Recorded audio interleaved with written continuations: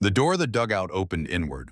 Warm air rolled out into the December night like a living thing visible, breathing impossible against the -30 Wyoming cold. And standing in that doorway, in that wall of warmth she had built with her own broken hands, Clara Voss looked at the man who had told her she was nobody's burden but her own. He was holding a child. The little girl was 5 years old and she was not moving. Clara looked at the child's face. Then she stepped aside. But we are getting ahead of ourselves. Clara Voss was 63 years old in the summer of 1987, and she had the hands of a woman who had spent 4 decades doing what needed to be done without being asked twice.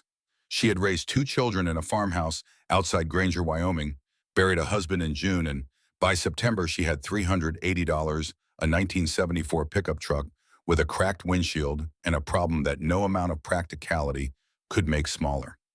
Her name was still on the mailbox. Her coffee cup was still on the second shelf.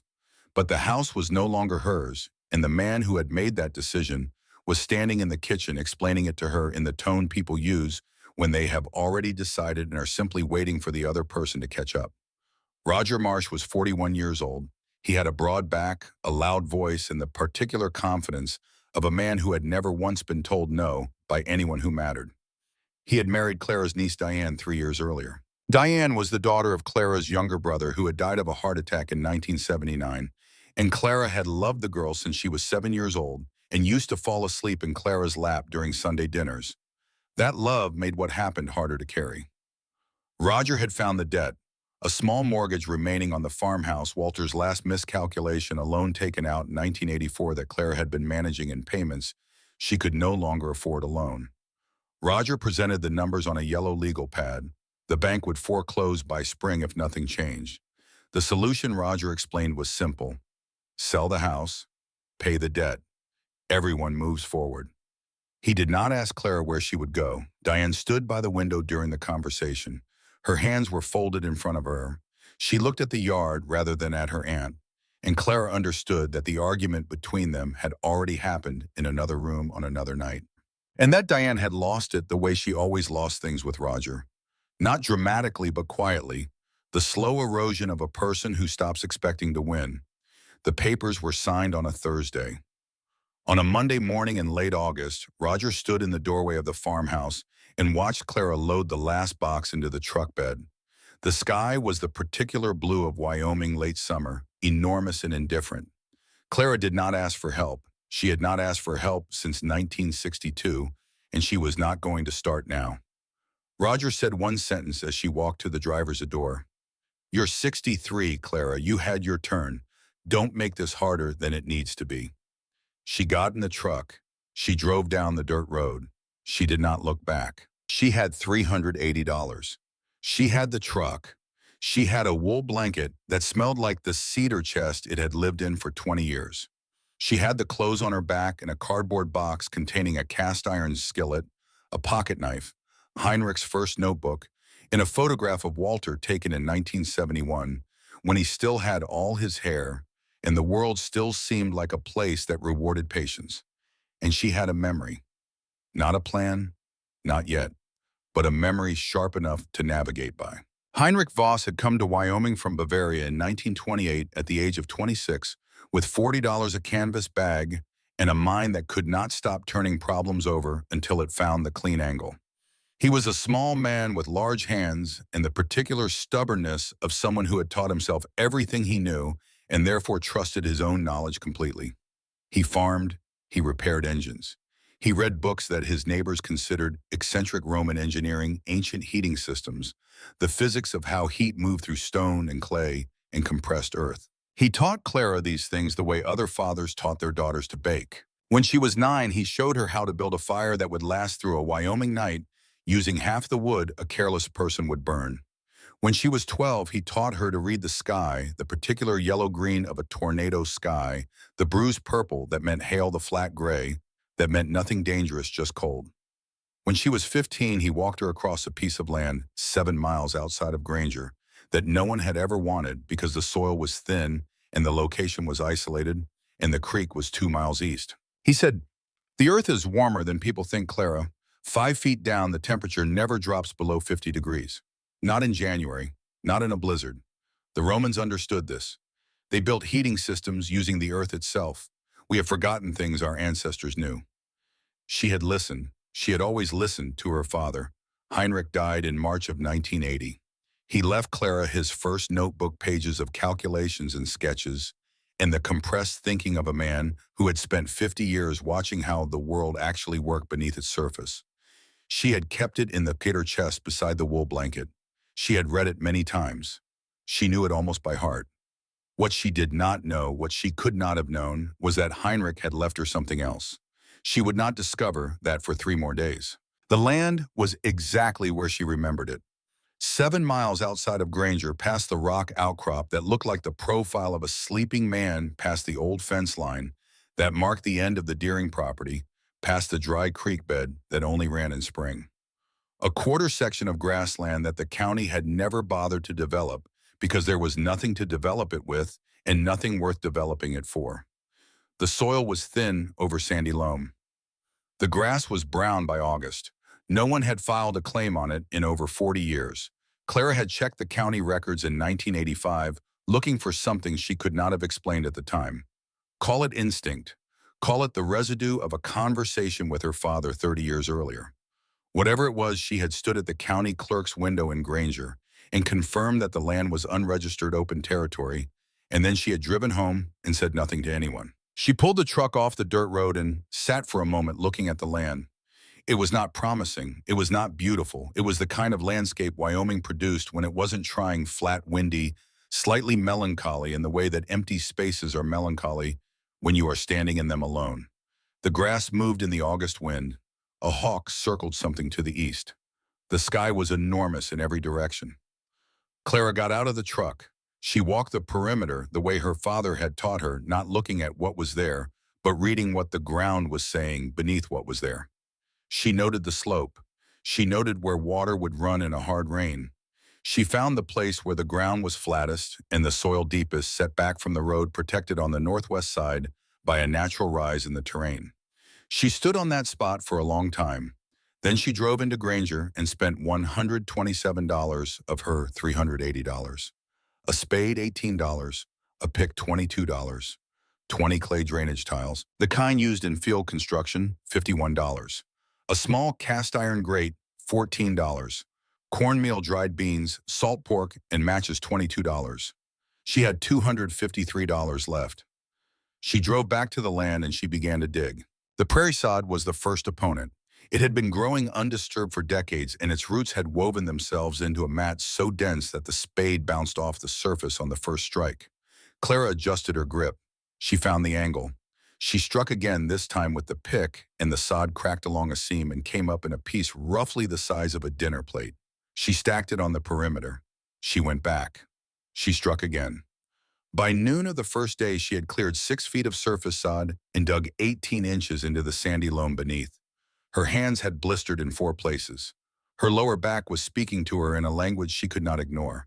She was 63 years old and she had not done physical labor like this since 1971, when Walter was sick one summer, and she had dug the irrigation channels herself because the crops would not wait for anyone to feel better.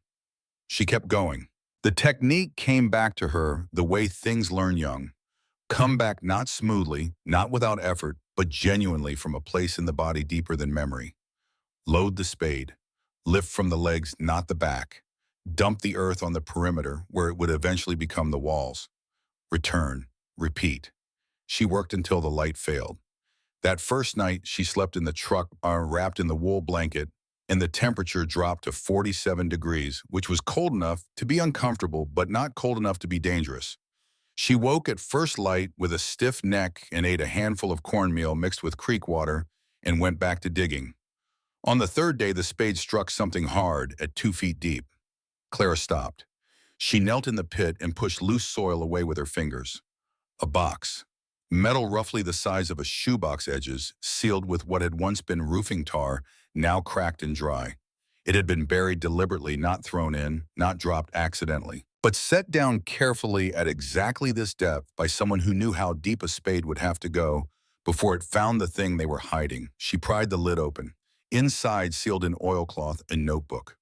The cover was Heinrich's handwriting, the same tall, slightly tilted letters she had known since childhood. The same way he formed the letter V like a small valley, precise and intentional. She opened it, pages of diagrams, calculations, a floor plan, small rectangular with a heating channel running beneath it, clay tiles, a firebox in one corner, a chimney in the other, dimensions annotated in her father's careful hand, and at the top of the first page, 4 words that stopped her breathing for a moment. For Clara, eventually. The ink had bled on half the pages. Several pages had fused together from years of moisture cycling through the soil. She could read fragments, numbers a word here, a phrase there, but not enough to understand the whole. Not yet. She wrapped the notebook in the oilcloth. She placed it in her jacket pocket. She could feel it against her ribs as she climbed back out of the pit. He had been here. Her father had stood on this exact piece of ground and buried something for her and never told her. She did not know when. She did not know why he had never mentioned it. She did not know what the fused pages contained. The answers were there in ink that time had made illegible, waiting for warmth and patience to release them. She wiped her eyes with the back of her hand. Then she picked up the spade and kept digging. Because winter would not wait for grief. Agnes Holt was 77 years old and had lived alone on a small property 4 miles northwest of Clara's claim since her husband died in 1968. She walked with a cottonwood cane that she had cut herself and shaped herself and used to point at things she disapproved of, which was a considerable list. She had heard the talk at the Granger feed store about the Voss woman digging a hole in the ground out near the old rock outcrop. Most of the people talking were amused. Agnes was not amused. She was curious which, in a woman of her age and temperament, was a more powerful force. She appeared on a Wednesday morning in the second week of September, walking across the prairie with the cane in one hand and a covered pot in the other. She did not announce herself.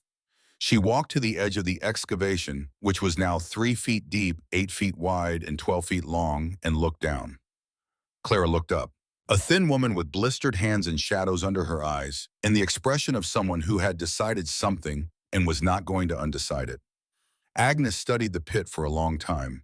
She looked at the drainage tiles stacked under a piece of canvas near the truck. She looked at the sod blocks stacked along the perimeter. Then she looked at Clara with an expression Clara could not immediately read.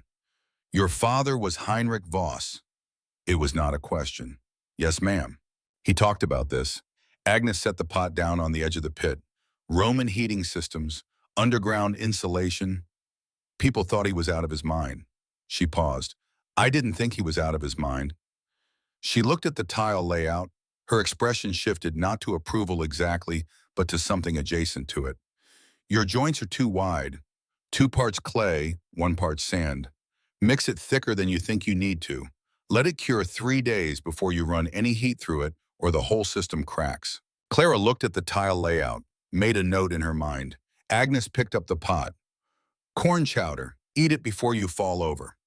She turned and walked away across the prairie without looking back. Clara ate the corn chowder so fast she burned her tongue. It was the best thing she had tasted in 3 weeks. She adjusted the tile joints exactly as Agnes had instructed. The people of Granger were paying attention the way small towns always pay attention to anything that deviates from the expected.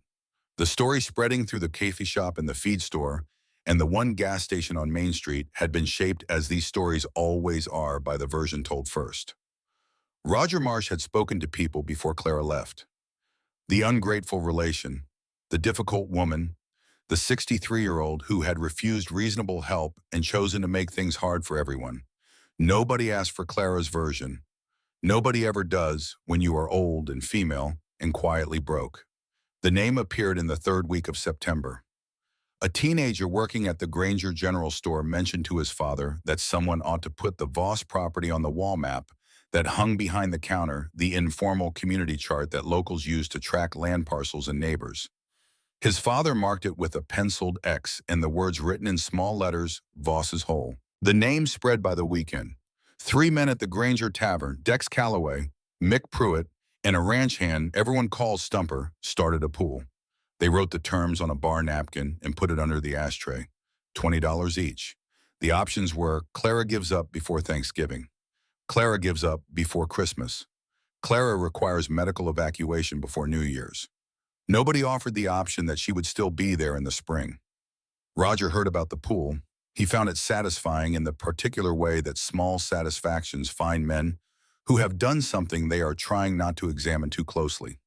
He also filed a complaint with the Fremont County Land Office citing unauthorized occupation of unregistered territory and potential liability concerns. He spoke personally to the county inspector, Walt Greer, describing Clara as confused, isolated, and possibly a danger to herself. He used the word confused 3 times in the conversation.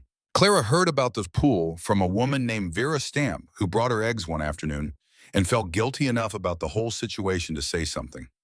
Clara did not react in a way that gave Vera anything to report. She thanked her for the eggs. She went back to digging. She had 4 feet now. She needed 5. The 5th night nearly ended it. She had not eaten properly in 2 days. Her food supplies were running lower than she had calculated. She had underestimated how much physical labor would cost her body in calories. Her hands had blistered and torn, and partially healed and torn again, and she had wrapped them in strips cut from the hem of an old flannel shirt, and the cloth soaked through every few hours. Her back had developed a pain that lived just above her left hip and radiated upward when she twisted. Her knees were swollen from kneeling in the pit. Her lips were cracked from the September wind, which had turned cold in the last week with the particular conviction of Wyoming deciding that summer was finished. The temperature dropped to 18 degrees that night. She had 3 matches left. She had been rationing them since the beginning, using friction methods her father had shown her when she could manage it. Saving matches for moments, her hands were too damaged to work the flint. Tonight her fingers were not cooperating. The cold had made them slow and the blisters had made them unreliable. She struck the first match against the box. It snapped at the head. Dead. She struck the second. It lit for half a second, then the wind took it. Gone. 1 match. Clara sat back on her heels in the dark and looked at the match in her hand. Her hands were shaking, but that was cold, not fear. She knew the difference. She had known the difference since she was 12 years old, and her father had taught her that shaking hands meant you were cold, and cold could be fixed, and fixable things were not worth being afraid of. She cupped both hands around the match head. She turned her body to block the northwest wind. She thought about Heinrich kneeling beside the chicken coop in 1949, showing her how to arrange tinder, loose enough for air, tight enough to catch. She thought about his hands, large and patient, and the way he blew on the first ember. Not too hard, not too soft. The breath of someone who understood that fire was a conversation, not a command. She struck the match. The flame caught. She lowered it into the tinder nest with hands that shook badly enough that she nearly dropped it twice, and the dried grass smoked and glowed orange and caught. She fed it with the careful devotion of someone who understood that this particular fire was the only thing standing between her and a decision she did not want to make. The fire held. The warmth spread. She boiled creek water in the cast iron skillet and drank it hot, and ate a small portion of the cornmeal we had been stretching for 4 days, and sat beside the fire in the half-finished pit and looked at the Wyoming stars overhead. Then she thought about Roger's house. She thought about walking 7 miles in the dark and knocking on the door of the farmhouse that used to be hers and telling Roger she would do whatever he needed, cook clean, watch the children sleep in the back room or the barn or wherever there was space. Anything. Just walls, just a ceiling, just the certainty that tomorrow she would wake up somewhere with a floor. She could feel the pull of it, the way you feel a current in water before it becomes dangerous, the warmth of giving up. Stop digging, stop planning, stop pretending that a 63-year-old woman with $253 and a dead father's notebooks could build something that would outlast one Wyoming winter, let alone the rest of her life. She sat with that thought for longer than she would ever tell anyone. Then something warm pressed against the back of her hand. Ember was a medium-sized dog of indeterminate heritage who had been sitting outside the Granger feed store the previous Tuesday with the particular expression of an animal who has stopped expecting anything from anyone but has not yet decided to stop waiting. Clara had stopped in front of him.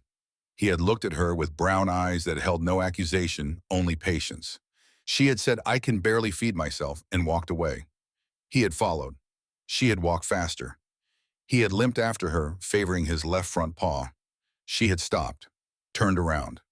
He had sat down and looked at her and simply waited. She had named him Ember because she had survived by building fires in the dark, And because the dog had the same quality quiet patient capable of producing warmth from nothing. Now he pressed his nose against the back of her hand and held it there, solid and warm and present, not asking for anything except to be acknowledged. Clara looked at him, he looked at her. She thought about Heinrich's voice coming from somewhere that was not quite memory, from the ground beneath her, from the walls of the half-finished pit, from the clay tiles she had laid, according to her father's principle, and Agnes Holt's correction. She thought about what he had said 30 years ago, standing on this exact piece of ground. The earth never lies, Clara. People will, but the earth never lies.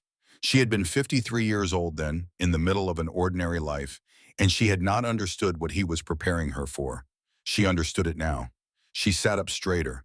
"We're staying," she said. Ember wagged his tail once. Then he put his head down on her knee and closed his eyes. She fed the fire through what remained of the night and listened to the Wyoming prairie wind and did not think about Roger's house again. In late September, a teenager from the general store rode out on his bicycle.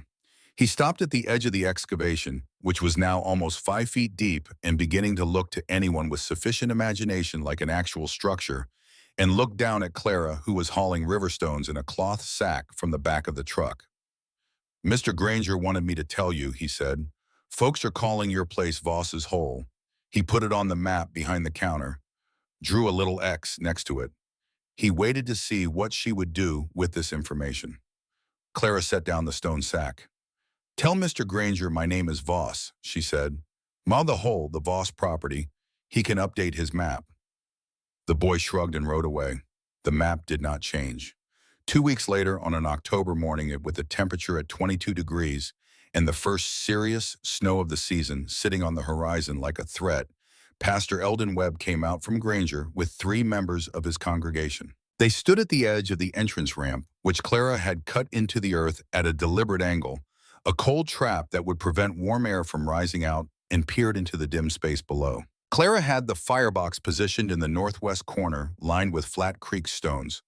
The clay tiles ran from the firebox opening in a line across the floor, angled 1 inch of drop per foot of length buried under 8 inches of compacted earth and 300 pounds of river stones she had carried in 20 trips from the creek 2 miles east. The sleeping platform was built from salvaged pine boards 4 inches off the tile layer gaps between the boards to let heat rise. The walls were lined with sod blocks. The roof was cottonwood poles covered with grass and sod. It was not comfortable. It was not beautiful. It was engineering. Pastor Webb descended the ramp and stopped at the bottom, his eyes adjusted. The air was warm, warmer than outside, noticeably warmer, the kind of warmth that comes from mass and insulation, rather than from a burning fire, because Clara had not yet built the morning fire. That was the point. The earth itself was holding the temperature. "Clara," he said carefully, the way men say the names of women they believe are making mistakes. "This is not adequate shelter. That firebox will not heat this space in January. You need to accept reasonable help before something happens that cannot be reversed." "The tiles under the sleeping platform carry exhaust heat from the cooking fire," Clara said. "The smoke heats the tiles heat the earth. The heat radiates upward through the sleeping platform. It is more efficient than any stove in Granger. My father calculated the principle 40 years ago." Pastor Webb looked at the tiles disappearing into the earthen floor. Then he looked at Clara with an expression that was genuinely kind and genuinely wrong in equal measure. "Buried pipes in dirt are not a heating system. They are desperation. They are Roman engineering adapted for Wyoming conditions," Clara said. "The principle is 2,000 years old. The physics does not change." He left. She heard their footsteps on the ramp and then the particular silence that follows when people take their doubt with them. She did not argue further. She had learned in 63 years not to argue with people who had already decided how the story would end. On the 15th of October, Clara lit the first real test fire. 3 pieces of pine, enough to evaluate the draft, the tile temperatures, the behavior of the system under actual conditions. She fed the wood into the firebox and watched the smoke enter the tile channel, that first thin curl of gray disappearing into the clay opening like a held breath being released. She walked to the chimney exit in the far corner and held her palm near the opening, hot exhaust against her skin. The draft was pulling. The smoke was traveling 14 feet through buried clay, transferring heat to the tile walls, to the surrounding earth, to the 300 pounds of river stone she had carried in her arms across 2 miles of Wyoming grassland. She returned to the sleeping platform, waited an hour, then 90 minutes, then 2 hours. She placed her palm flat on the pine boards. Warm, not ambient, not slightly less cold. Warm, 75 degrees. Heat radiating upward through 8 inches of earth, through the stone layer, through the gapped boards, gentle and steady, and absolutely reliable. The way the earth is reliable when you understand how to ask it a question, it can answer. Clara pressed her cheek against the warm wood. She closed her eyes. Outside, the temperature was 19 degrees. Inside, without a fire currently burning, the dugout held 52 degrees from earth insulation alone. With the tile system fully charged, the sleeping platform held 75. She lay there for a while in the warmth her father had designed in. Ember jumped up beside her, turned 3 circles, and collapsed with a sound that was almost a sob, the sound of something that has been cold for a long time finally finding the place it was supposed to be. "Thank you, Papa," Clara said. The earth did not answer, but it kept its temperature. And outside, 7 miles away, in a town that had written her name on a map with an X beside it, like a grave marker, nobody knew that the woman they had counted out was lying on a heated floor in a structure built from knowledge that was 2,000 years old and 30 years prepared, and that she was warmer than any of them. She would stay warm. Whatever came next, she would stay warm. November came to Wyoming the way it always does, not gradually, not with warning, but with the flat certainty of a door being closed. The temperature dropped to single digits in the first week. The creek 2 miles east developed a skin of ice along its edges that thickened overnight and had to be broken each morning with the heel of Clara's boot before she could fill her water containers.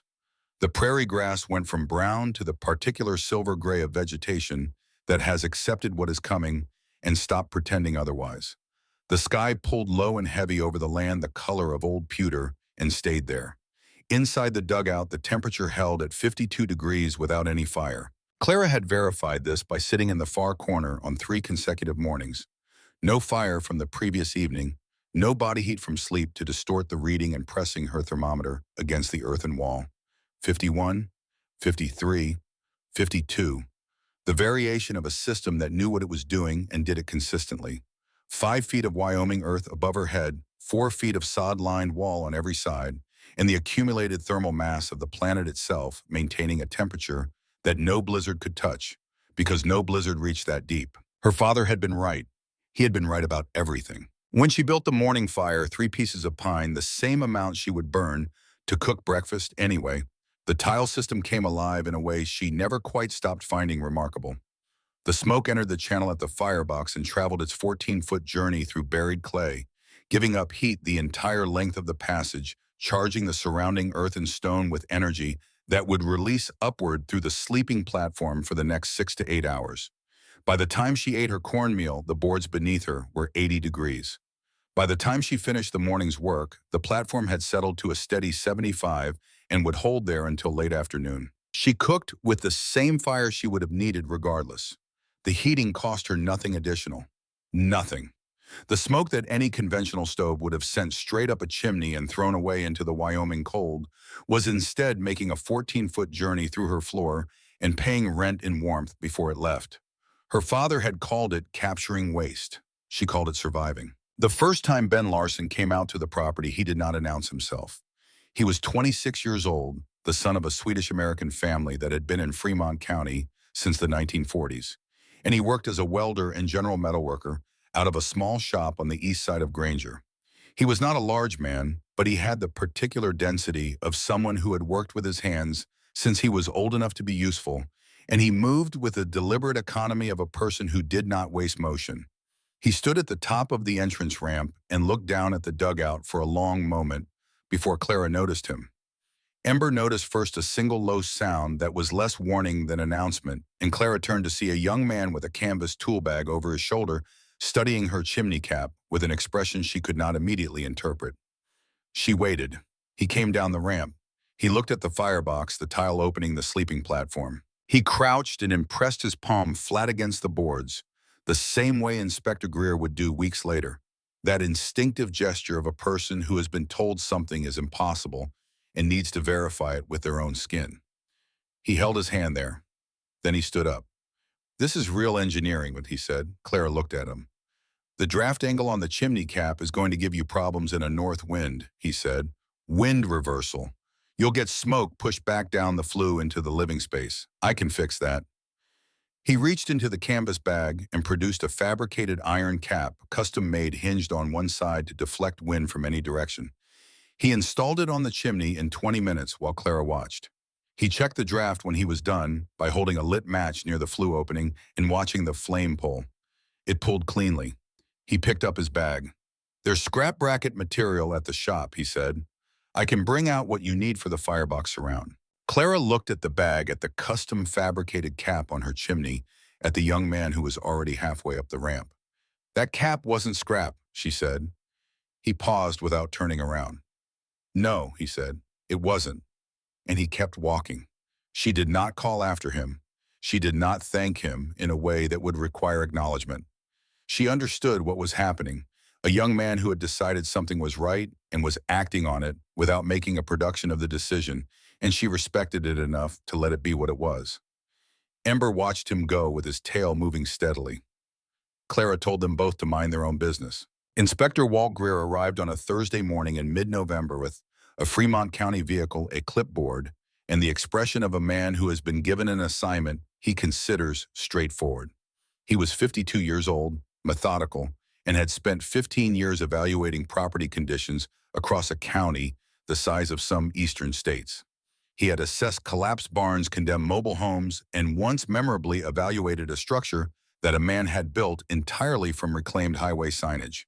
He had seen most of what Wyoming produced in terms of human habitation decisions. He had not seen this. Roger Marsh had filed the complaint in October. Unauthorized occupation, potential safety hazard. The language in the filing was careful. Roger was not a careless man, but its intent was clear. The county should remove Clara from the property, declare the structure unfit for human habitation, and allow the land to revert to unregistered territory. Roger had mentioned in a follow-up phone call to Greer's office that Clara was 63 years old and possibly confused. He used that word twice. Greer tied his vehicle to the stake Ben had driven beside the entrance ramp. He stood at the top of the ramp and looked down. He noted the sod roof, the chimney, the angled entrance designed as a cold trap. He wrote something on the clipboard. His expression suggested he had already begun composing the report in his head. He descended the ramp. The air hit him at the bottom, 65 degrees on a morning when the outside temperature was 6. He stopped. He looked around the interior. Sod-lined walls, plumb and fitted carefully. Cottonwood roof beams properly spaced and solid. The sleeping platform with its gapped pine boards. The firebox in the northwest corner with clay tiles disappearing into the earthen floor at a precise downward angle.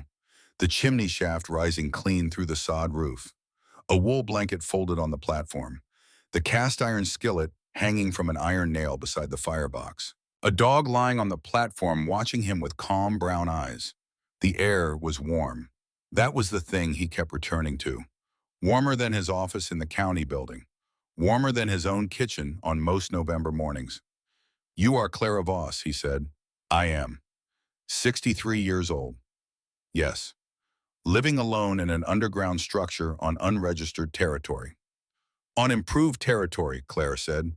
"I have excavated a 5-foot structure with 150 square feet of living space, installed a functioning passive heating system, laid the foundation for a root cellar extension, and planted winter-hardy root vegetables in a kitchen garden above grade.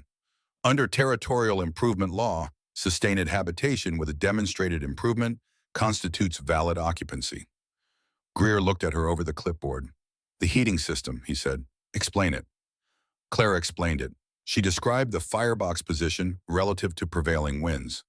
The tile channel, 14 feet of clay drainage tile buried at 1 inch of drop per running foot.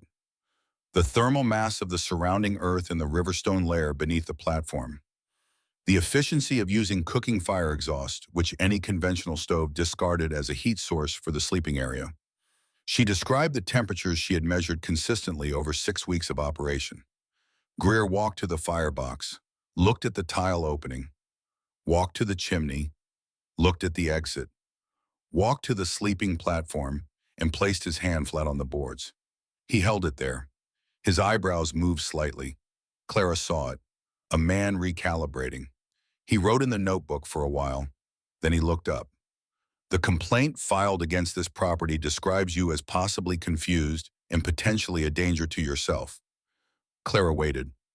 The baseline temperature of this space without active fire, he said, reading from what he had written, 65 degrees on a 6-degree morning. Functioning passive heating system. Evidence of systematic improvement. Agricultural preparation. He closed the notebook. I report what I observed, Mrs. Voss. I will file my report. He climbed the ramp. She heard his boots on the sod above. Then silence. She went to the firebox and placed another piece of wood inside and watched the smoke curl into the tile channel and begin its journey. Roger would receive the report within 10 days. It would not say what he wanted it to say. Clara understood this without being told. Sometimes the most important victories are the ones that happen in other rooms in language you never hear, through decisions made by people who were prepared to dismiss you and found they could not. She did not celebrate. She put the kettle on and made coffee from the last of her grounds and sat on the warm platform with Ember beside her and listened to the Wyoming wind above and felt the warmth beneath her that nothing above ground could touch. Diane came on a gray afternoon in the last week of November alone. Clara saw her crossing the prairie from the direction of the road, that familiar walk slightly favoring the left hip, arms wrapped around herself in the way of someone perpetually bracing for whatever comes next. Diane had walked that way since she was a girl, since the year her father died, and she learned that the world could remove people from your life without consulting you first. Ember rose from the entrance ramp. He made a sound that was neither warning nor welcome. Something uncertain, as though he understood that this visitor occupied territory between threat and family that he did not have a clear sound for. Diane stopped 6 feet from the entrance. She looked older than August. The skin beneath her eyes was dark with the particular exhaustion of someone who has been managing a difficult situation for longer than they expected to have to manage it. Her hands were red and cracked from winter work. She wore a coat Clara recognized from 3 years ago. She looked at the dugout entrance, at the chimney, at the neat stack of firewood against the south wall, at the deal, at all of it the way someone looks at evidence they were not expecting to find. You look thin, Diane said. I eat, Clara said. You look thin anyway. They stood in the November wind and looked at each other across 6 feet of frozen grass and everything that had happened since August. Roger needs help this winter, Diane said. The hired man left in October. The children are too young for the heavy work. She paused. We want you to come back. You'd have the back room, regular meals. You'd be part of the family again. The word family sat in the cold air between them. I have a home, Clara said. Clara. Diane's voice shifted slightly. You are living in a hole in the ground. I am living in a passive heated earth shelter that maintains 65 degrees without active fire and 80 degrees with a cooking fire. I am warmer right now than you are. Diane's mouth tightened. You've proven your point. Everyone in Granger knows you've survived out here. But surviving isn't living. Come back before something happens that can't be undone. Something already happened that can't be undone, Claire said. Roger told me I had my turn. He said that to my face while I was carrying the last box out of a house I lived in for 31 years. That cannot be undone. Diane flinched. Her eyes went wet. I know what he said. I know I should have fought harder. I should have said no. I didn't, and I have thought about that every day since August. Clara waited. There was a part of her, a part she was honest enough to acknowledge even if she would not speak it, that wanted to hear the rest, wanted the full accounting, wanted Diane to say what both of them knew was true, that what Roger had done was not just practical, not just a financial decision, but a removal. The deliberate erasure of a person who had become inconvenient, and that Diane had let it happen because letting things happen with Roger was easier than the alternative. Instead, Diane said, your father would never have wanted this for you. The words went through Clara the way cold goes through a gap in a wall, finding the exact place where the insulation is thinnest. Because Diane was right, partly right. Heinrich Voss would not have wanted his daughter living underground at 63 alone, hauling river stones and eating cornmeal by firelight and sleeping on pine boards in a pit she had dug with her own hands. He would have wanted her in a warm house with a good chair and enough light to read by and the company of people who knew her name. But he would not have wanted her on her knees in Roger Marsh's kitchen, working without pay, sleeping in whatever room Roger decided she deserved, grateful for the tolerance of a man who had looked at her and seen nothing worth keeping. Papa wanted me to be free, Clara said. This is what free looks like. Diane looked at her for a long moment. Then she nodded once, small, defeated, and turned around and walked back across the prairie toward the road. She did not look back. Clara watched her until she was a small, dark shape against the gray horizon. Then she went inside and sat on the warm platform and put her hand on Ember's head and did not cry. She was done crying over people who chose comfort over courage. But the silence in the dugout felt different than it had before. Heavier. The candle on the stone shelf seemed to burn smaller. Outside, the wind moved through the grass above with a sound like water, and Ember was quiet, his chin on her knee, watching her face as though reading something written there she could not see herself. For the first time since September, Clara felt truly alone. December arrived and the animals knew before the instruments did. Ember had always been willing to go outside. Even in the worst November cold, he would climb the entrance ramp each morning with the enthusiasm of a creature who considered the world in all its conditions worth investigating. He had faced down a coyote at the creek bank in October without moving a single step backward. He had stood in a November ice storm with his ears forward and his nose working as though the storm were information rather than inconvenience. On the morning of December 12th, he would not go up the ramp. Clara opened the dugout entrance and gestured. Ember planted his feet at the base of the ramp and looked at her with eyes that were steady and certain and completely unwilling. She had never seen him do this. She did not take it lightly.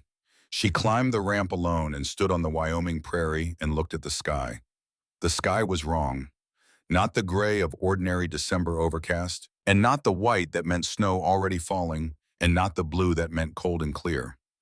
It was a color she had seen once before as a girl of 12 when her father had taken her outside before a storm and said, "Remember this color. When you see this color again, you prepare."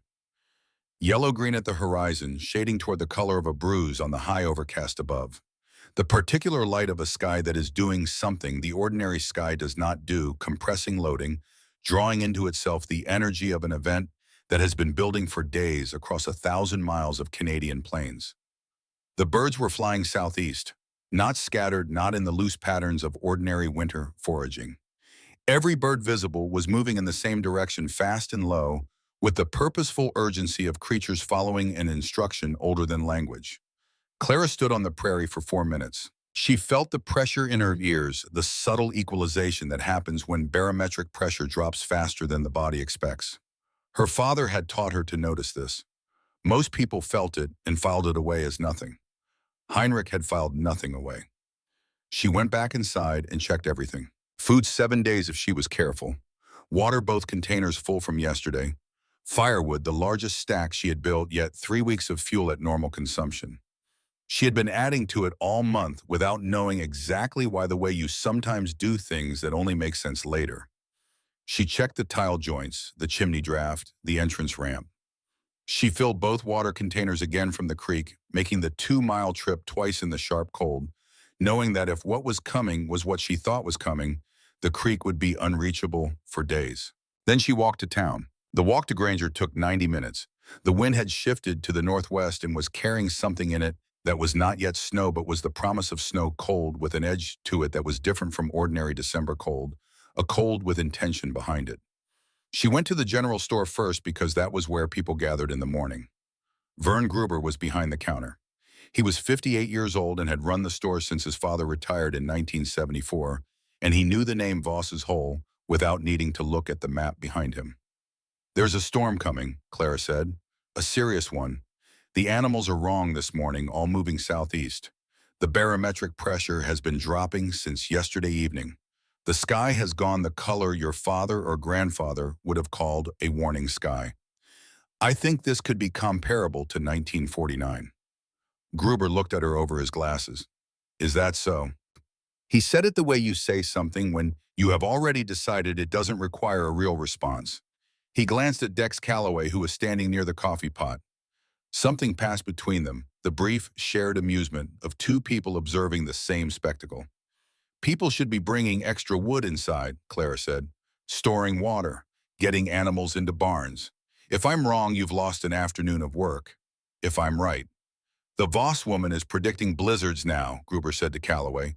Not to Clara, to Calloway. First, she's an engineer. Now she's a meteorologist. Clara left. She went to the medical clinic. The doctor, a practical man from Ohio who had been in Granger 11 years and considered Wyoming weather an empirical subject, requiring instruments. Not intuition, listened politely and said that barometric pressure was not something read from sky color and bird behavior, and that if a significant storm were approaching, the National Weather Service would issue an advisory, and that he appreciated her concern. She went to the church. Pastor Webb was preparing Sunday's sermon. He listened with the patient expression of a man who believes he is being kind by not saying what he actually thinks. Only God knows the weather, Clara. If a storm comes, we trust in His mercy and in the community's ability to care for one another. I am trying to help the community care for one another, Clara said. Right now, before the storm, not during it. And I appreciate that spirit, he said. She tried 4 more houses on the south side of Granger. The Hollis family, 2 adults, 3 children, told her they had lived in Wyoming for 20 years and did not need instruction. A man named Pruitt said he had checked the forecast that morning and it showed standard December conditions. 2 young men sitting on a porch, Garrett Odom and Orrin Flass, both in their early 20s, both connected in some peripheral way to the betting pool at the tavern, watched her approach with expressions she recognized as the preliminary to amusement. Storm's coming, Clara said. A serious one. You should prepare. Garrett Odom leaned back in his chair. The dugout lady, he said to Orrin as though Clara were not standing 6 feet in front of him, come out of her hole to warn us about weather. I'm telling you what I observed, Clara said. What you do with it is your business. Much appreciated, he said, and his tone said the opposite. She walked away. She had one more house to visit. Rutherford Bain had been ranching in Fremont County since 1951 and had survived everything Wyoming produced in those 36 years. The drought of 61, the ice storm of 71 that killed a third of the county's cattle, the tornado of 78 that took his barn roof and deposited it 2 fields east. He was 74 years old, and he lived alone in a wood frame house 3 miles outside of Granger, and he sat on his porch even in December because he considered sitting inside in the daytime a form of surrender. He was in the rocking chair when Clara came up the porch steps. He had a wool blanket on his knees and a cup of something hot in his hand, and the pale blue eyes of a man who had looked at difficult things for so long that difficulty no longer registered as anything worth adjusting his expression for. Clara told him what she had told everyone else. The sky color, the bird behavior, the pressure change, the comparison to 1949. She told him calmly and specifically the way her father had taught her to present information without drama, without pleading, just the facts laid out in the order that made their logic visible. Rutherford Bain listened, or appeared to listen. When she was done, he took a sip from his cup. Girl, he said. He used the word the way certain men of his generation used it for any woman they considered beneath serious engagement, regardless of her age.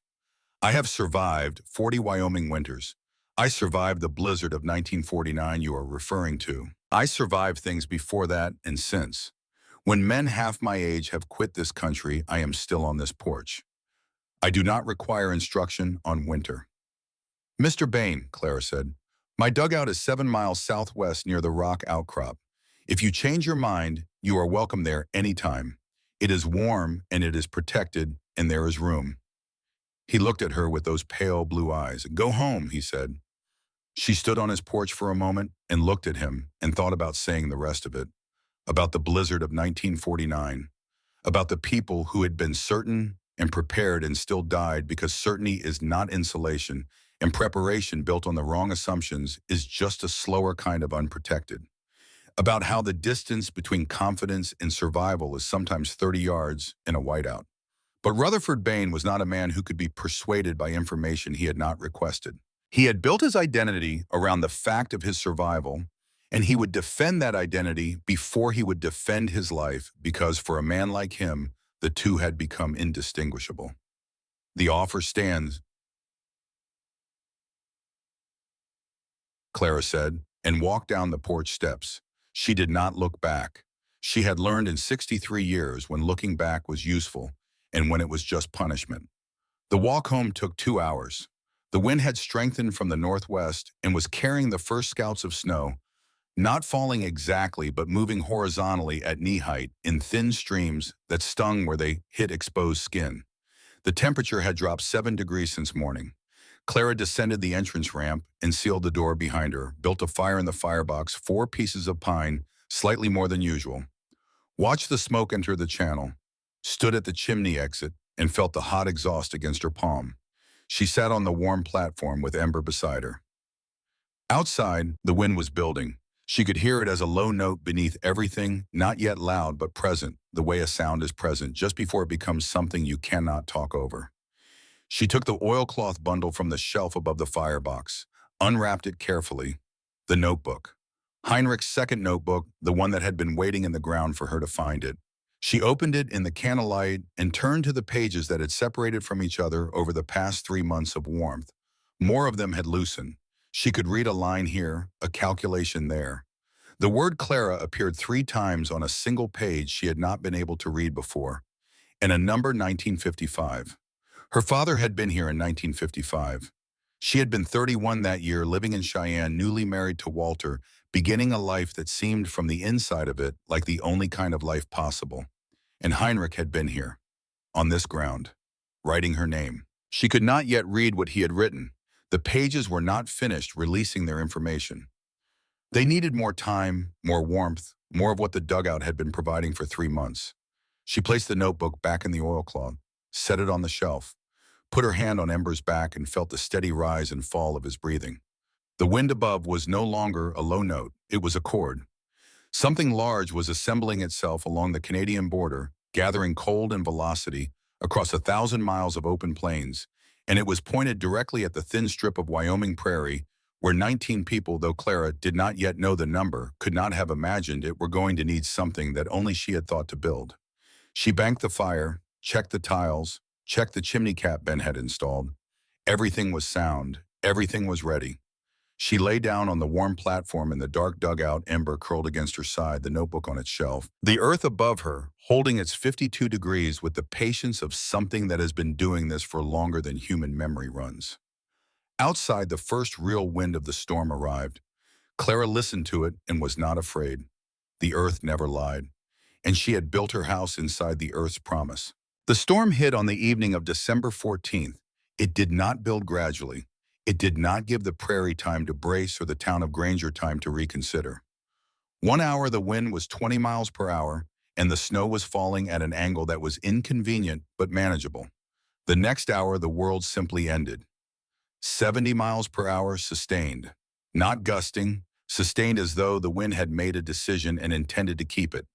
The temperature dropped from 12 degrees to -22 in the span of 90 minutes. The snow did not fall so much as fly horizontal dents, moving with enough force to strip exposed skin in under a minute. Visibility dropped to the length of an arm. A person standing in that storm could not see the hand in front of their face. Clara heard it from 5 feet underground.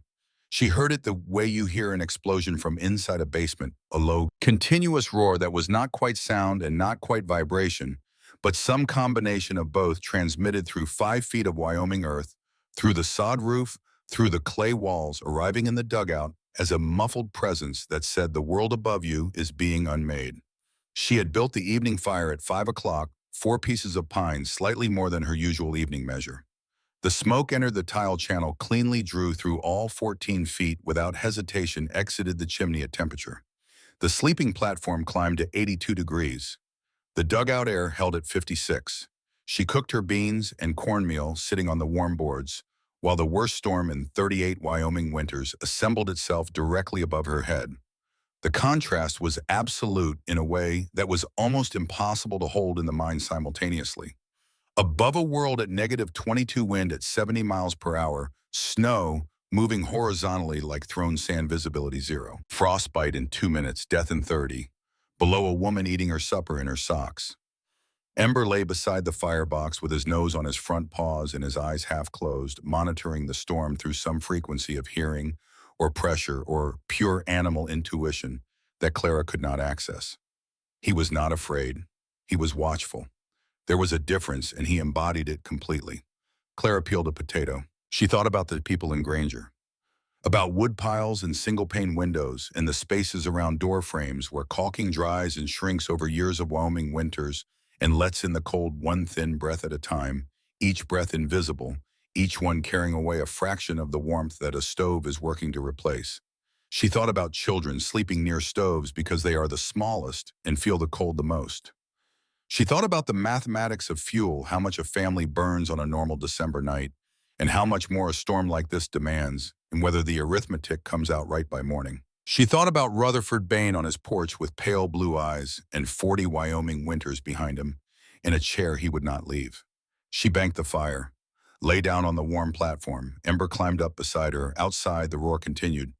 Inside, the earth held its temperature with the patience of something that has been doing this since before anyone was keeping records. Roger Marsh's house began failing at hour 6. The wind found every gap in the construction, every space between boards where the wood had dried and pulled away from itself over 20 years of use, every place around the window frames where the putty had gone brittle, every imperfection in a structure that had been built for ordinary Wyoming winters and not for this. Cold air forced through these gaps at 70 miles per hour, moving faster than the stove could overcome it, and by midnight the interior temperature had dropped to 34 degrees. 34 degrees, inside their own home, with a stove burning continuously. Roger had fed it every 30 minutes through the night, burning photo at a rate that was unsustainable. He knew it. He could do the arithmetic. He had 2 days of wood at this consumption rate, possibly less, and the storm showed no sign of stopping. The radio battery powered, because the power had gone at hour 3, said nothing useful. Static.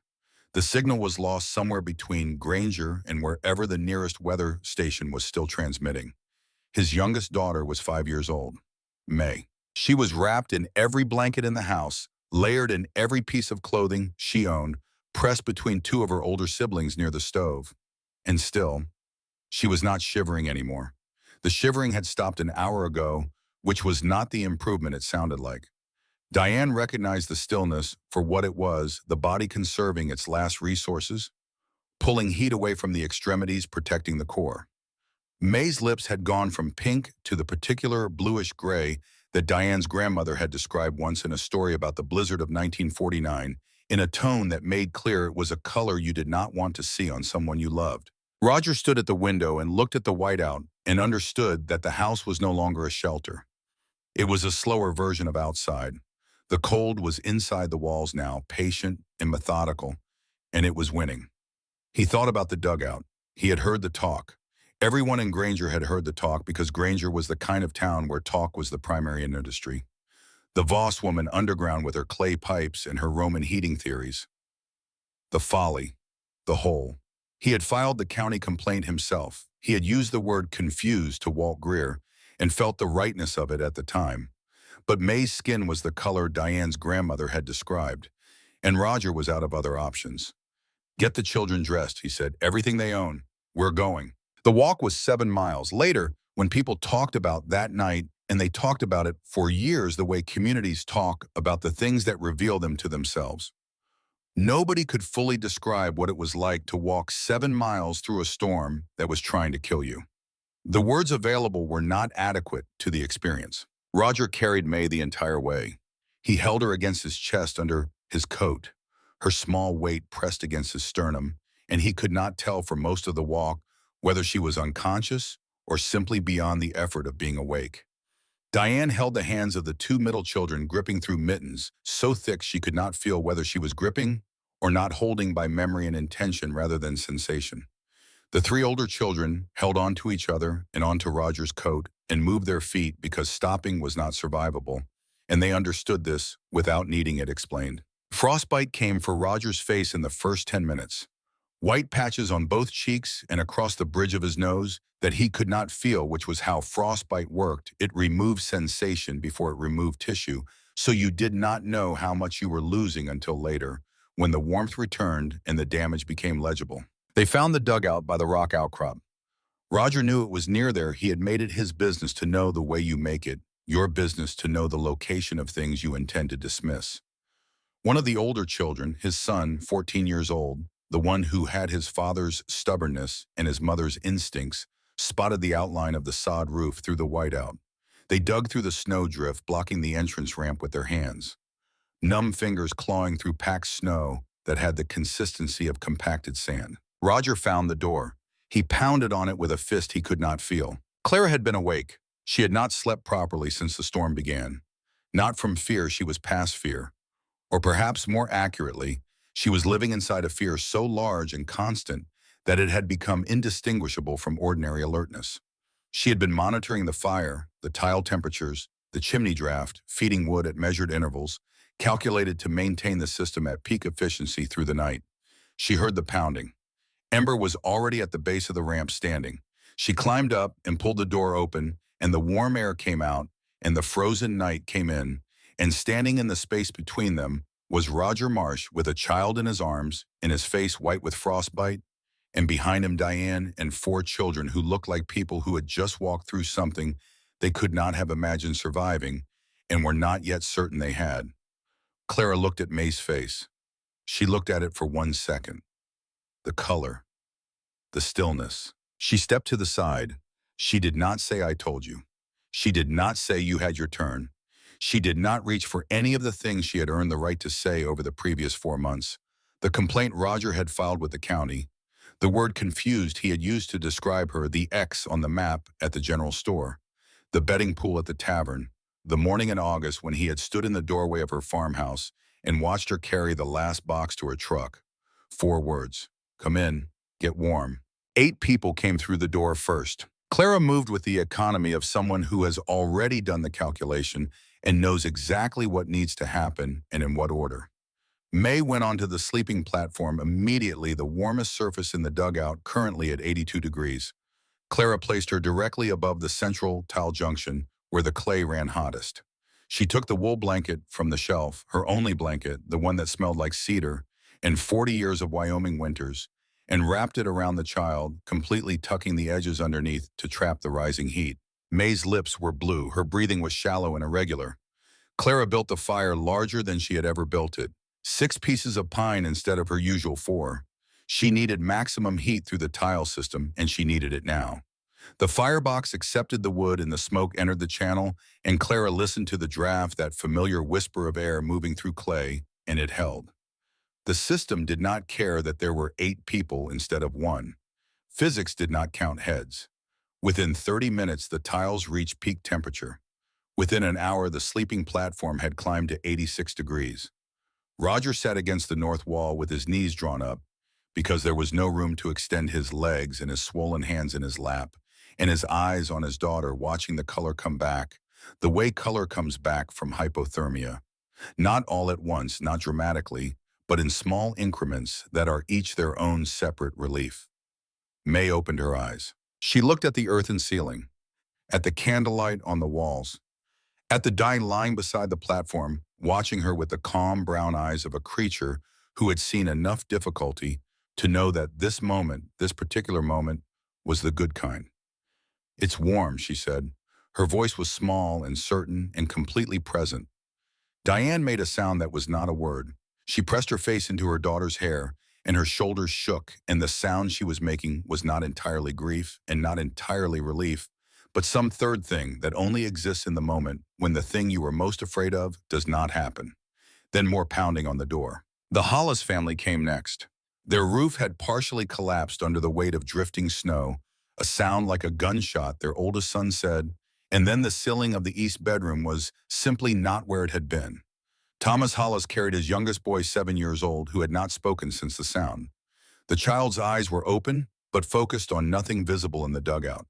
He was somewhere inside himself where the noise and the cold and the rupture of everything familiar had sent him, and he was not finding his way back on his own. Pastor Webb came with his wife and his 2 daughters. He was the man who had told Clara that only God knew the weather. He descended the entrance ramp and stood at the bottom and looked at Clara across the crowded underground space with an expression she had never seen on his face before. Something past embarrassment, something past shame. The face of a man who has understood in a single moment the precise distance between what he believed he was doing and what he was actually doing. He said nothing yet. That would come later. Garrett Odom and Orrin Flask came last alone, no family to protect. They were the two young men from the porch, the ones who had watched Clara walk toward them with the expression of people preparing to be entertained. Garrett had frozen tears on his cheeks, two white lines where the moisture had crystallized against his skin in the wind. Orrin could not speak. He stood at the bottom of the ramp and shook with the whole body trembling of someone whose temperature has dropped low enough that the body is doing the shaking, whether the person authorizes it or not. Clara opened the door each time, every time. 17 people in 150 square feet of underground space. Impossible by any ordinary measure. Bodies pressed against bodies, children stacked on the sleeping platform like cordwood adults, seated against the earthen walls with knees drawn to chests, the air dense with breath and wet wool, and the smell of frozen skin beginning to thaw, which has a specific quality sharp and slightly metallic that none of them would ever forget. Clara built the fire to its maximum sustainable level. 6 pieces of pine, fed carefully, not so much that she would burn through her supply before the storm ended. She had calculated at this consumption rate, she had 4 days of fuel. The storm could not last more than 3. She hoped. She kept the hope to herself and fed the fire with the precision of someone who understood that each piece of wood was a decision being made on behalf of 17 lives. The tile system did not fail. The earth did not fail. The sleeping platform held 80 degrees for children who had been brought in from -22. The dugout air climbed to 58, with 17 bodies adding their own heat to the system. Outside, the storm continued its work at 70 miles per hour. Inside, the earth held its promise. Roger put his hand flat on the floor. He held it there and felt the warmth rising through 5 feet of Wyoming soil, through the riverstone layer, through the compacted earth, through whatever it was that his father-in-law's wife had understood about the way the world worked beneath its surface. "How?" he said. His voice was damaged from the cold air of the walk. It sounded like a man whose understanding of things has cracked open in the same place his door had cracked when the wind hit it. "My house had a stove burning all night. Couldn't stay above 34. This space has been sitting at 60 since we walked in. How is this possible?" Clara was feeding the fire. She did not look up. "Your exhaust goes straight up the chimney," she said. "Mine travels 14 feet through clay before it exits. During that journey, it transfers heat to the tile walls, to the surrounding earth, to 300 pounds of riverstone beneath the platform. By the time the smoke leaves my chimney, it has given up most of its thermal energy. I heat this space with the waste energy you throw away. Every house in Granger throws it away. Every house in Wyoming throws it away, has thrown it away for 100 years." Roger was quiet for a long time. He looked at the tile opening at the firebox. He looked at the chimney exit in the far corner. He looked at his children on the warm sleeping platform. Their shivering stopped, their breathing deepened into the steady rhythm of children who have found the safe place and let themselves believe it. He did not apologize. Not yet. Not in the way that would have meant something. He could admit he had been wrong about the engineering. Engineering was facts, and facts could be admitted without requiring a man to look at what he had done to another person. The other admission, the one that would have required him to look at August at the yellow legal pad, at the word confused he had given to Walt Greer, that was a different kind of courage. The kind Roger Marsh did not have and might never have. But he sat on the warm floor of the dugout his wife's aunt had built with her own blistered hands, and he was alive because of it, and at some level below the level of language he understood this completely. At midnight, Ember moved. He had been lying beside the sleeping platform since the families arrived, calm, watchful, moving, only to avoid being stepped on instinctively, understanding that these people were not threats but wounded, and that what wounded things needed was not a dog's attention but a dog's presence. He walked to where Thomas Hollis sat against the south wall with his 7-year-old son. The boy had not spoken in 5 hours. His eyes were open, tracking nothing. His hands were in his lap still. Ember pushed his nose gently against the boy's hand. Nothing. Ember pushed again. Then he lowered his head and rested it on the child's legs, the full warm weight of him, solid and real, and breathing in the particular slow rhythm of a day who is completely at ease with where he is. Something shifted. The boy's hand moved. Small and slow, the fingers uncurling from the fists they had made, the palm opening, reaching toward the warm weight on his legs. He touched the fur, moved his fingers through it, felt the skull beneath solid and alive, felt the breath expanding the ribs under his hand. "Can I keep petting him?" The voice was barely above a whisper, but it was there, present. A child coming back from the place the storm had sent him, following the warmth of a dog's body like a thread through the dark. Thomas Hollis put his face in his hands. His shoulders moved. His wife put her arm around him, and they sat like that in the crowded underground space, while their son's hand moved back and forth through Ember's fur, and Ember closed his eyes and breathed, and was exactly what he was. Around them in the dim warmth of the dugout, every adult who heard the child's first words in 5 hours felt something break open in their chest. Not dramatically, quietly. The way ice breaks in spring, not all at once, but in the place where it was already thinnest. The confessions came in the deep hours of the night. It happens this way when people are pressed together in the dark and stripped of everything that daylight allows them to maintain. The distance between strangers collapses. The masks that require effort come off not because people choose to remove them, but because there is simply no energy left to hold them in place. Pastor Webb spoke first. He was sitting near the entrance ramp with his back against the earthen wall, his wife asleep on his shoulder, his voice aimed at Clara and arriving in the ears of everyone. "I told you only God knows the weather," he said. "I told you to pray instead of prepare. I used scripture to excuse my own unwillingness to listen to someone who understood something I did not. That is not faith. That is pride dressed in Sunday clothes." Clara was monitoring the fire. She did not turn around. "People hear what they want to hear," she said. "That is a kind way to describe what I did. Kinder than I deserve." Garrett Odom cleared his throat. He was 23 years old, and he was looking at the floor with the expression of someone who has recently understood the size of their own smallness. "I was part of the pool at the tavern," he said, "betting on when you'd give up or die. I thought it was funny. I thought you were—" He stopped, started again. "I'm alive right now because of what you built. I'm sorry." Orenflass said nothing for a long time. Then, "Me too, I'm sorry too." His voice was so quiet it was almost not there, but it was there. Clara fed the fire. She placed another piece of pine in the firebox and watched the smoke enter the channel and did not say anything for a moment. "Don't bet on people's lives," she said finally. "That's enough." Ben Larson arrived near dawn of the second day. He had sheltered at his shop in Granger when the storm hit the brick walls and the residual heat from the forge keeping him alive through the first night. When morning came gray and howling and showed no sign of stopping, he thought about two people. He thought about Clara alone in the dugout. And he thought about Agnes Holt, 77 years old, living alone 4 miles northwest of town, sick. Since November, too proud to say how sick. He went to Agnes first. The walk nearly killed him. 1 mile through whiteout, conditions that turned the world into a white void, where direction was a theory rather than a fact. He found her house by following the fence line with his bare hand post by post, the wire cutting through his frozen gloves, letting the pain locate him in space when his eyes were useless. The house materialized from the white like something half-imagined. Agnes was inside, wrapped in blankets beside a stove that had gone cold hours earlier. The cold had come through the sod walls slowly and completely while she slept. She was conscious, but barely, her lips the color of slate, her fingers locked around the blanket in a grip that was the last thing working. Ben wrapped her in everything he could find, lifted her, walked back out into it, 4 miles to the dugout with Agnes on his back. He moved by the fence line where he could find it by memory, where he could not by the particular determination of a 26-year-old who had decided that someone was not going to die today and intended to make that decision stick through whatever the storm offered in opposition. He found the entrance ramp by falling into it.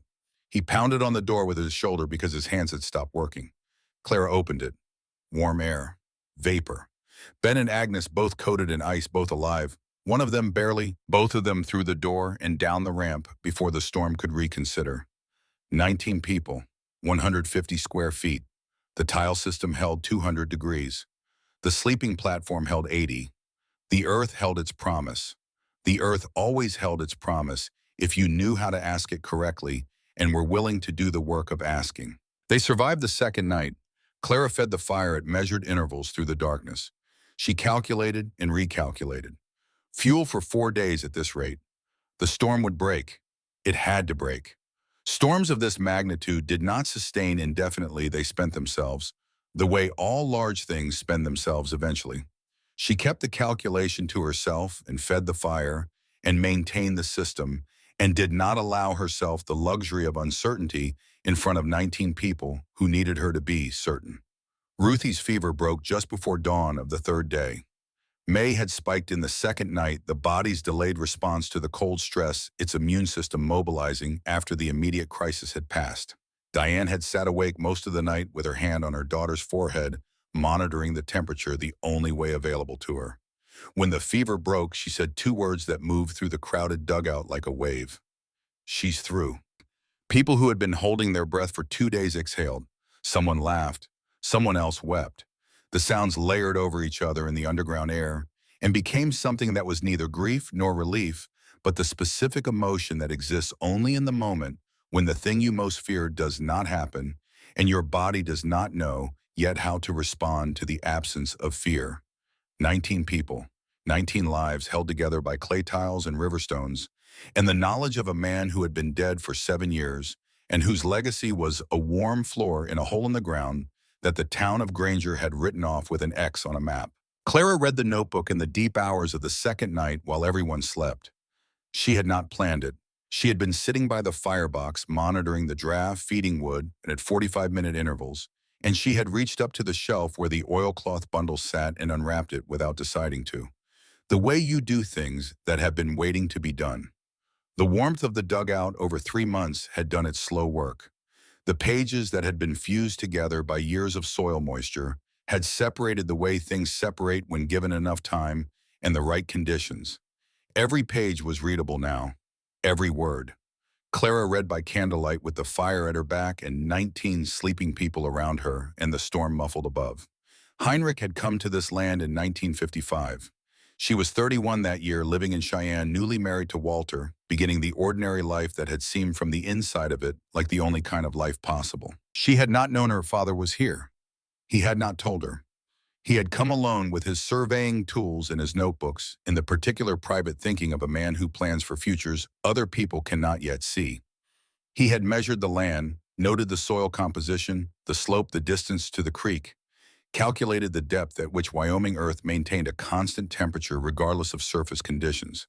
He had designed a structure, not a farmhouse, not a conventional shelter, but a dugout with a passive floor heating system that used the Earth's own thermal mass as its primary heat source, supplemented by the waste heat of a cooking fire directed through buried clay channels.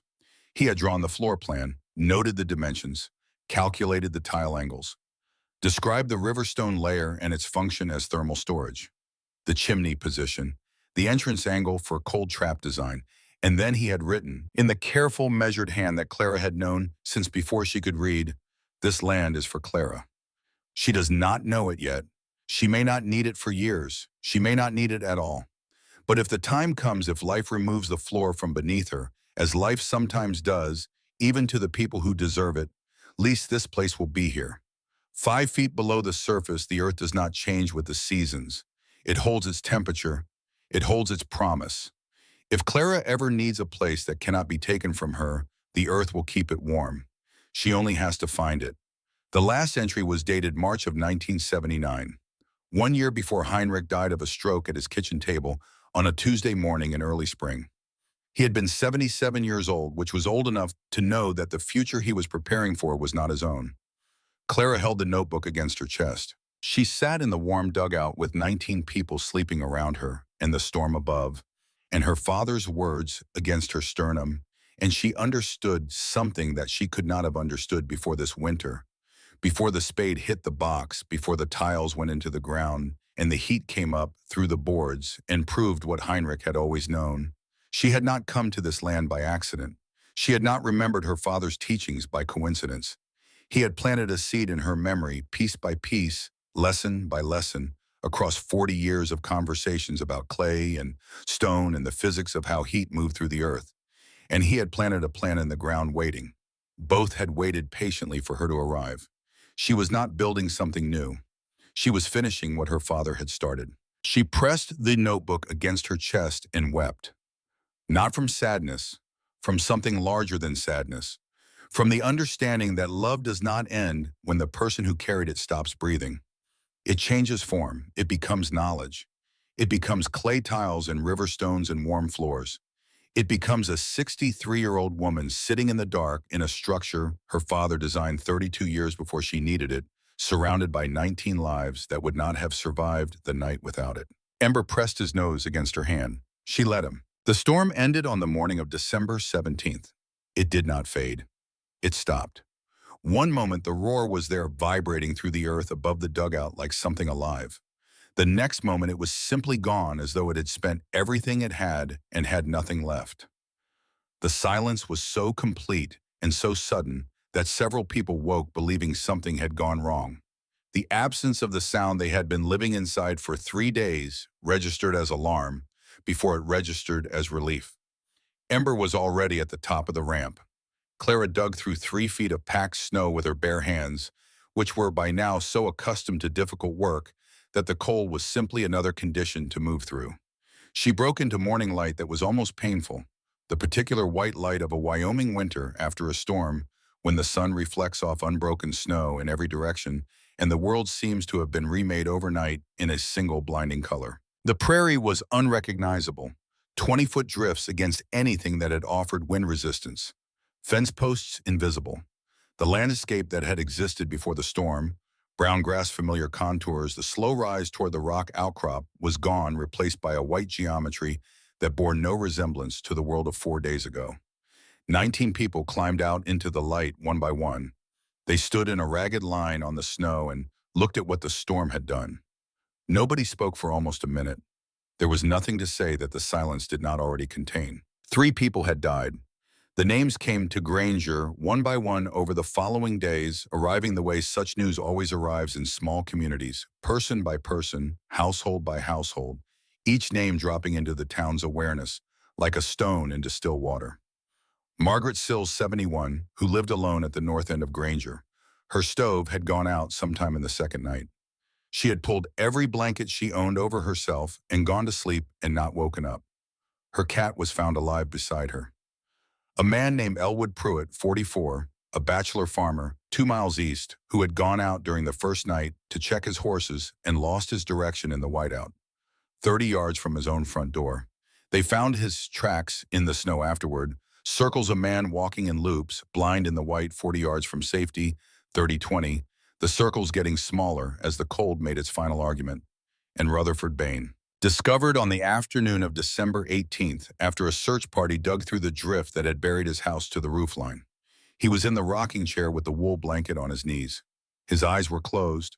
The stove was cold.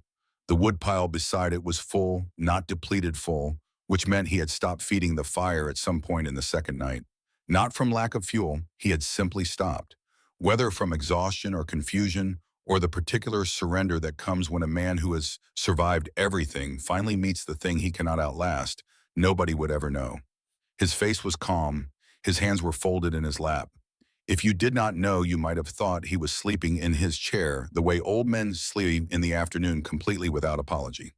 Clara heard about Rutherford Bain from Ben, who came to the dugout on the 19th with the news and the look of someone who does not want to deliver what they are carrying. She sat on the entrance ramp in the December sunlight and looked at the white prairie and remembered pale blue eyes and the voice that had said, "I've survived 40 Wyoming winters," with the absolute certainty of a man who had built his identity around a fact that was about to stop being true. She thought about his porch, about the moment she had stood there and understood that he would not come and had left anyway and had not pushed harder and had walked back across the prairie with the knowledge that some people cannot be persuaded by a woman they have decided is beneath their consideration. She thought about the full woodpile beside the coal stove. She cried, not for long, not with the grief she had felt for her own losses for Walter, for Heinrich, for the farmhouse and the life and the ordinary future she had expected to have. This was a different grief. Grief for the waste of it, for a full woodpile and a cold stove and a man too proud to walk 7 miles to a warm floor. "I should have tried harder," she said. Ben sat down beside her on the ramp. "You went to his house," he said. "You told him, you invited him. He chose. That choice was his, Clara, not yours." She wiped her eyes with the back of her hand, the same hand she had used to wipe her eyes in September, crouched in the half-finished pit, with her father's notebook open in front of her, and no idea yet what it contained. She had come a long way since September. Inspector Walt Greer returned on December 22nd. He did not come to evaluate the property. He came with a document, a formal certificate from the Fremont County Land Office, typed on official stationery, recognizing Clara's claim to the quarter section under Wyoming Territorial Improvement Statutes. The document cited habitable structure with demonstrated passive heating capability, sustained agricultural improvement, and continuous occupation. He also cited in a supplementary note attached to the certificate the events of December 14th through 17th. 19 persons sheltered. 3 days. 0 fatalities among those present. "This land is yours," Greer said, "legally and completely. No one can take it from you." He shook her hand. His grip was formal and firm, the grip of a man who has something to communicate that he will not put into words. When he let go, he paused. 19 people, he said quietly. "I put that in my report, too." He drove back toward Granger. Clara watched the vehicle until it was gone. Then she went inside and put the certificate in the oilcloth with Heinrich's notebook and placed them both on the shelf above the firebox, where the warmth would keep them safe. Roger came on Christmas Eve. Alone, no children, no Diane. Just a big man in a heavy coat walking across the snow from the road, moving slowly with the deliberate pace of someone who has rehearsed the walk in his head and is now executing it without certainty about how it ends. Clara stood at the top of the entrance ramp and waited. Ember stood beside her. He did not growl. Even the dog seemed to understand that this was not threat. It was reckoning. Roger stopped 10 feet away, the same distance he had stood in November when he had threatened the land office complaint. Everything between them had changed, and the 10 feet felt both wider and narrower than it had then. "The heating system works," he said. "I know," Clara Butcher said. "I want to install it. In my house. The tile system under the sleeping area using the stove exhaust." He paused.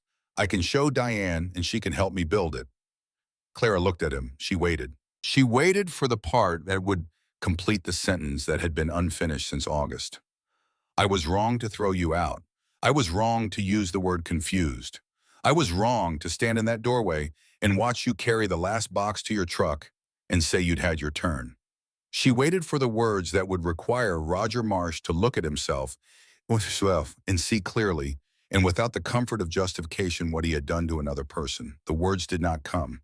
He could admit he had been wrong about the engineering. He could not admit he had been wrong about her. "I'll draw you a diagram," Clara said. "Diane can bring it by." Roger nodded. He looked at the ground. He turned and began the walk back across the snow to the road. He did not look back. Clara watched him until he was a dark shape on the white horizon, and then until he was nothing at all.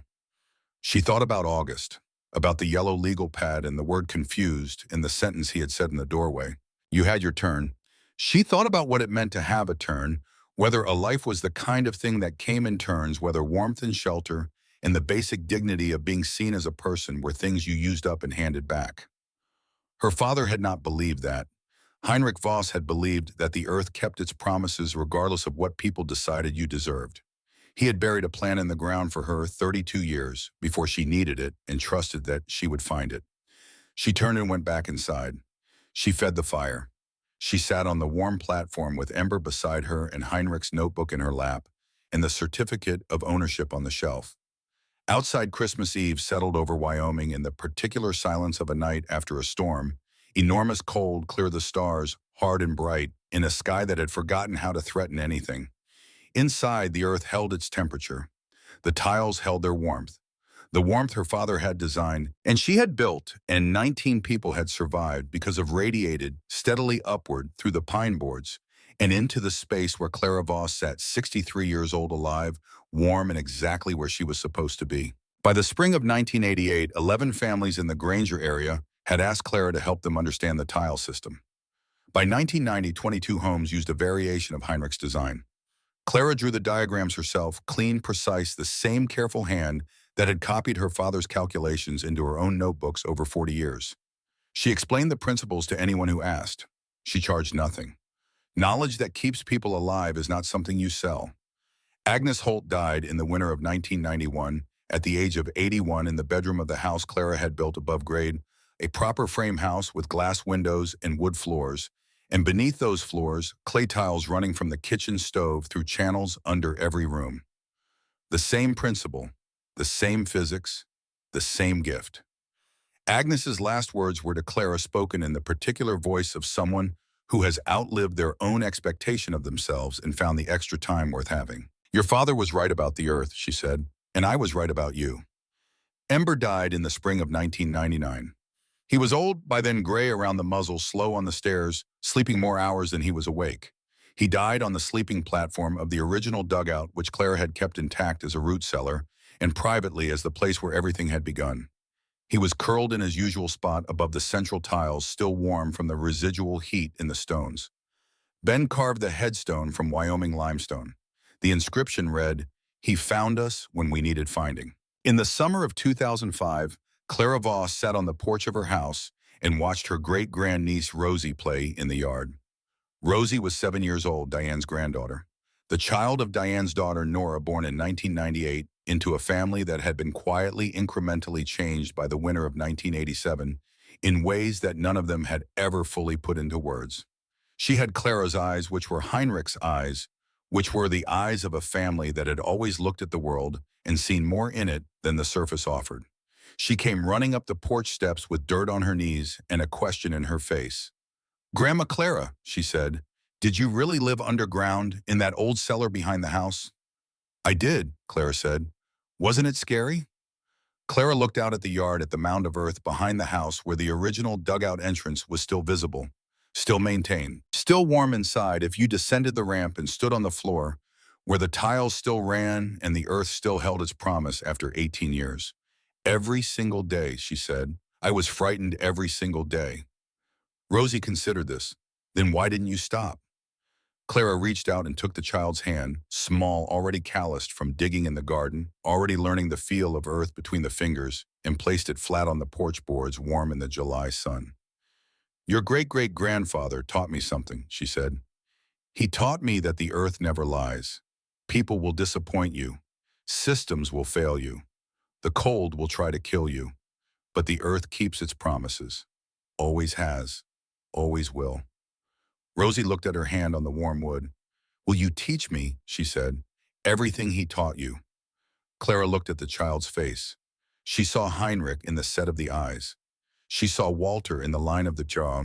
She saw herself, not the self of now, 81 and slow on cold mornings, but the self of September 1987, standing on a piece of worthless Wyoming grassland with $380 in a spade, and the voice of a dead man saying, "The earth never lies, Clara," and understanding for the first time what he had meant. "Everything," Clara said, "everything he taught me and everything I learned on my own. And one day you will teach your children, and they will teach theirs, and the knowledge will go on the way heat goes on through stone, slowly, patiently, for as long as the earth lasts." Rosie leaned against her great-grandaunt's shoulder, and they sat together on the porch in the summer light, and the warmth beneath the house moved through its clay channels in the dark below them. Steady and faithful, the same warmth that had kept one woman alive in the winter of 1987 and saved 19 lives in the worst storm in a generation and outlasted every person who had ever bet against it. The earth never lies. It never had. It never would. The dugout still stands. The tiles are still in the ground.